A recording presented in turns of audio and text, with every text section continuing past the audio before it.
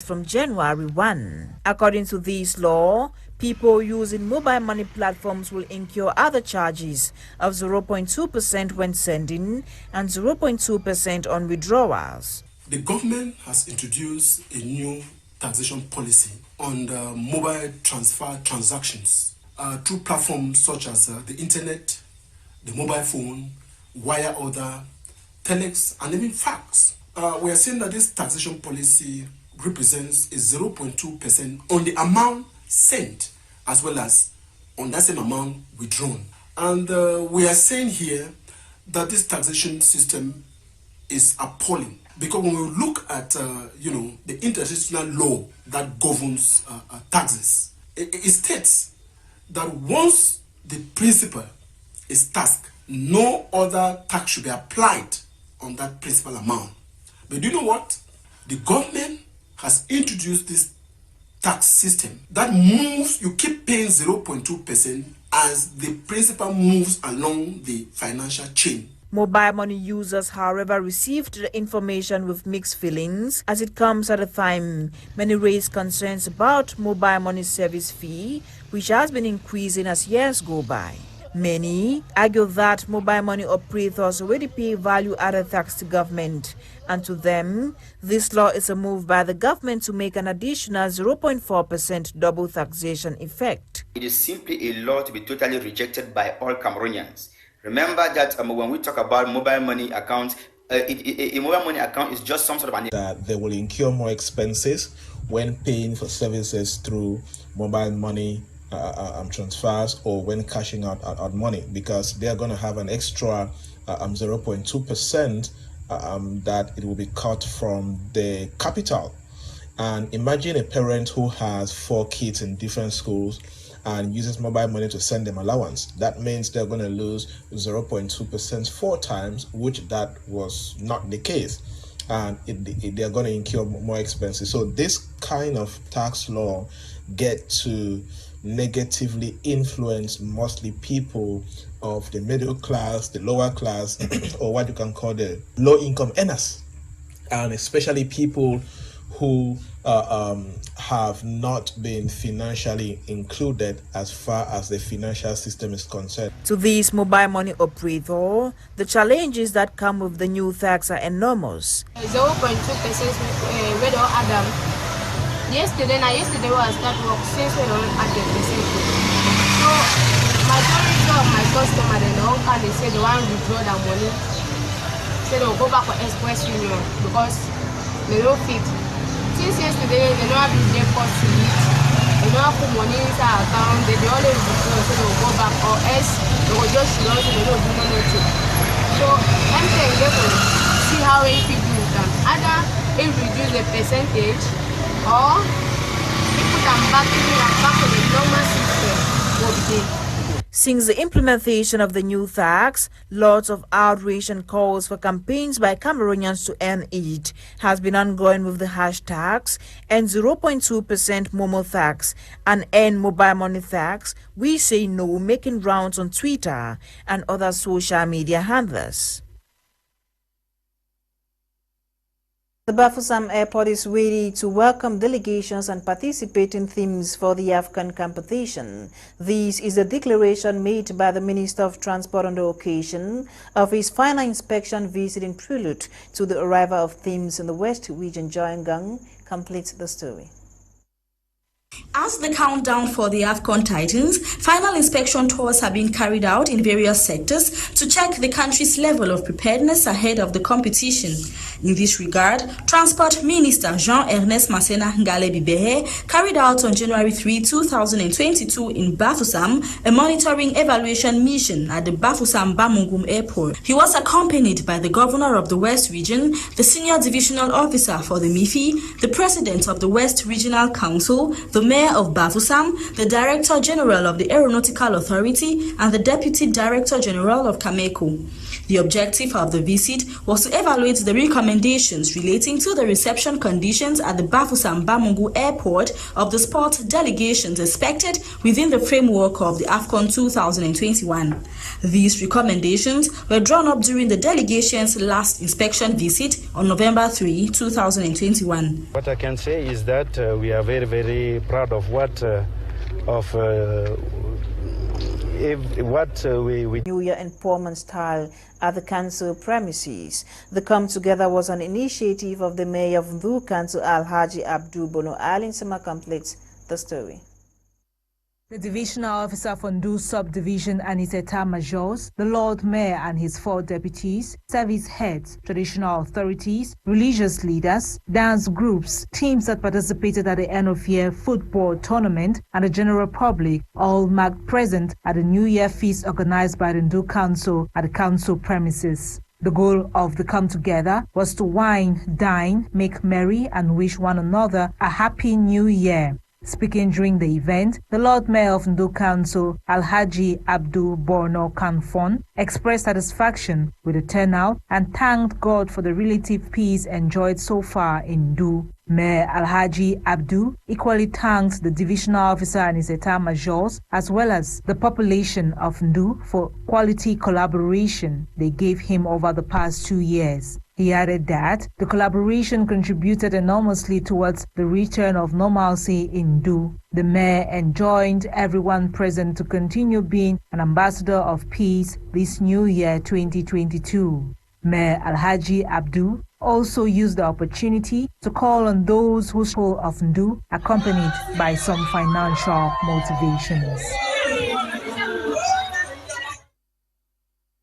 Some widows and internally displaced persons in the Limbe 4 municipality Fako division of the Southwest region have benefited from food items donated by Rising Hope Foundation for Change. The gift is to help these widows and IDPs take care of their families, as Catherine Ekongwe tells us. Some widows and internally displaced persons in Maifo Limbe Fako division of the Southwest region of Cameroon have been given food items by a non-governmental organization, Rising Hope Foundation for Change. This organization reaches out to provide sustainable projects that can impact the community, visited Maifo Limbe as one of their numerous projects to be realized this year. She's an NGO that was created in 2015 officially. We were working behind the scene. We were recognized in 2015 by the government of Cameroon, and it's a non-governmental organization that provides best and sustainable projects that can impact the community. We have projects like the Little Feet, Big Step, Christmas Empowerment Project that we just launched here with the widows. We have World Menstrual Hygiene Day that we celebrate every 28th of March. Tree planting for triple effect that will fight against climate change in the country or in the world. Madam Sani Justine, a messenger to the widows, expressed appreciation to the foundation for its kind gesture to the widows and internally displaced persons. I want to thank this foundation group that has come to share with us. I am like a messenger to the widow women. I'm not a widow. So my elder sister told me that let me sensitize the widow women to have a token of this program. So that is why I also did. The excitement of the women could be felt through their expression of gratitude to the organization for the food items they had received. I'm very happy. I'm a widow, and it is hard to see that somebody calls you to bless you. I thank this NGO for blessing me today, and I hope that they will never lack in their own houses. I pray God will replenish them to the 100-fold. When such a gesture is made, at least make the environment, the people that are happy. Like today, you see most of them, they are really happy of what is happening, and we are praying that most of these organizations should come up, most of our children, they should think of them. The widows believe that with God being the husband to the widows, the only means God can provide for them is by passing through others. God will provide to them more and more, that they will come and bless us all the days in the name of Jesus Christ. The national chairman of the United Democratic Party, Buchong El Haj Lawan Bako, reacting to the head of state's message to Cameroonians on December 31, says it cuts across the grassroots. According to him, God is passing a message through President Paul Biya. He was speaking recently in Bamenda to Northwest correspondent Charles Kibwa.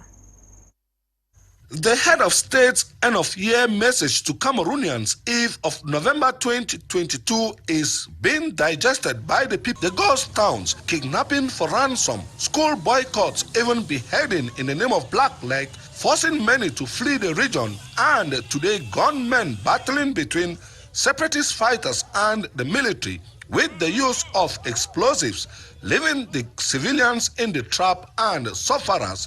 Buchong El Haji Lawan Bako, national chair of the United Democratic Party, the UDP, reacting to the president's end-of-year message to Cameroonians, said the head of state pointed out issues that touches the grassroots and continuous dialogue, which he said the first national dialogue failed to solve the Anglophone crisis.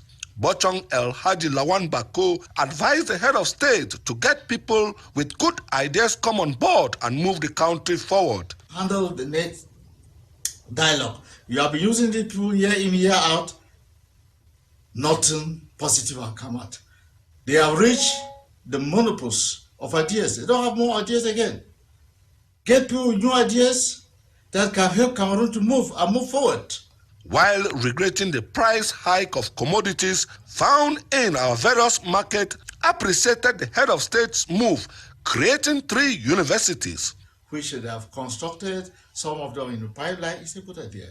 They also talk about 3 universities to be created in 3 regions, in addition to the other ones, the other 7 regions to make up 10 regions. That is very important. Important in the sense that our children will not move from other regions to another one, looking for university to train themselves. Is good. They should be knowledgeable. If you train yourself, if you come back, if there's no job, at least just the knowledge to head give you a way out. To UDP national chair, people should learn to say the truth and save Cameroon. Active classes have resumed after the festive period. Her report. Serene, conducive and calm learning environment where only the teacher's voice is heard and students on the other hand are paying attention to the teacher while receiving lecture notes. It is day 2 since the start of term 2 of the academic year 2021-2022.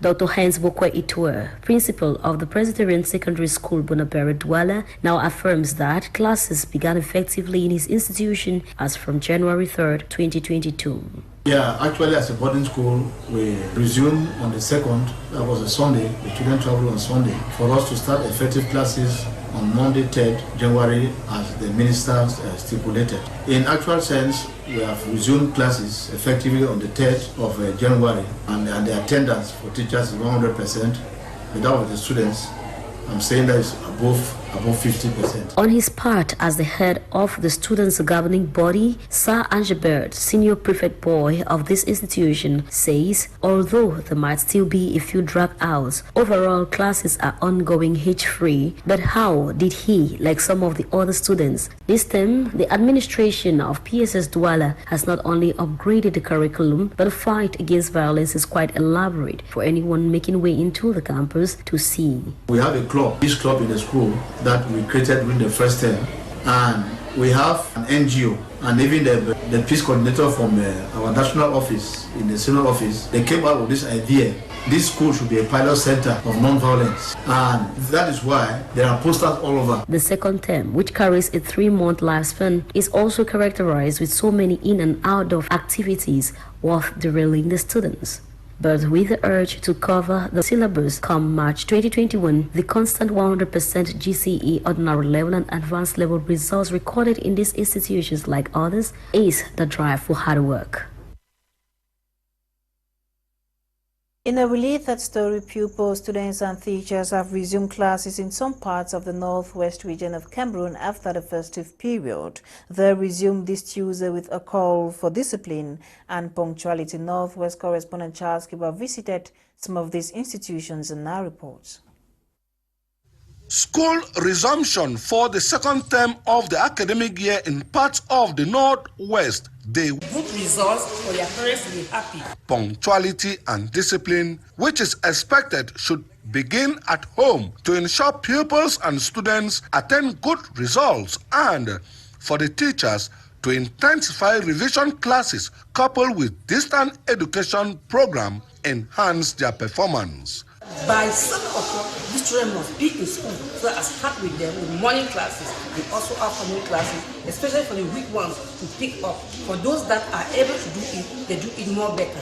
Though reports from Zwa in Menchum North constituency indicate a service note from the DO of Fungom in Menchum division bearing on the relocation of GHS Zwa to GHS Way as a result of insecurity and threats to the staff and students, a situation other areas in the region go through. Time gone men, the two fighting factions in the Anglophone regions, after witnessing 5 years bloodshed, school boycott ensure pupils and students go to school unperturbed. Draw good strategies for parents and teachers, work in collaboration and improve. Organization Director General, the massive spread of COVID-19 pandemic and its multiple variants, especially in the year 2021, was due to inequity in vaccine as well as laxity by some countries in respecting barrier measures. Narrow nationalism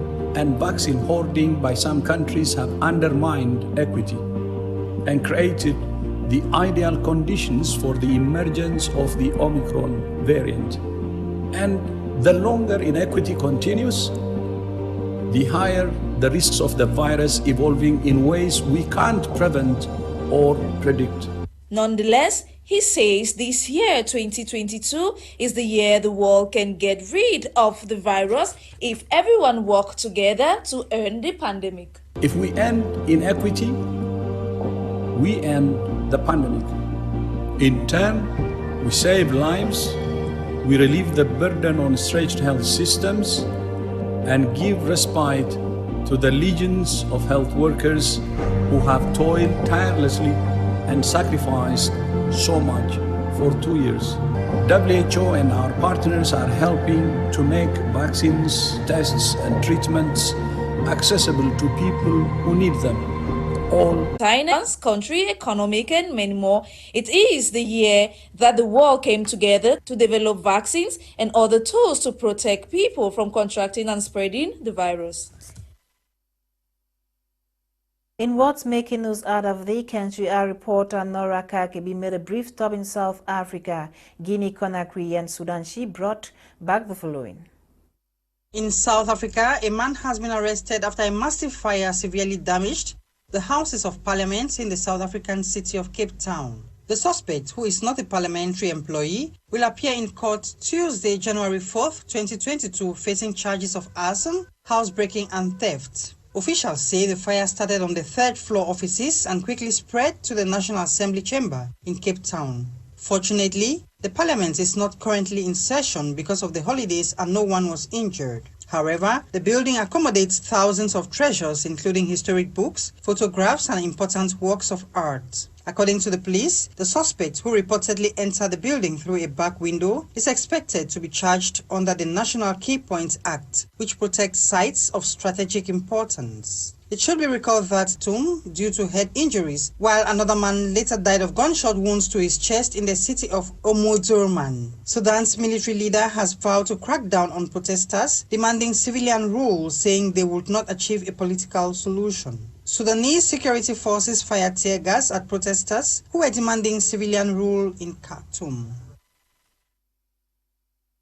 The Sports CAF boss Patrice Motsepe and committee have increased the African Cup of Nations prize money from the initial amount backed by 2019 champions to about 326 million. This comes few days to the start of the Continental Jamboree in Cameroon. Get details in the following report by Eyong Besong Magdela. The Confederation of African Football has increased the prize money of the African Cup of Nations tournament from the usual 3.9 million euros to now 4.4 million euros, amounting to over 2.8 billion CFA. The change in price will see an increase of about 326 million CFA when compared to the previous amount backed home by Algeria, who emerged victors of the 2019 edition of the tournament. As well as other past winners, this is not the first time the competition's pay package is being increased. 60,000 seats Olembe Stadium in Yaoundé.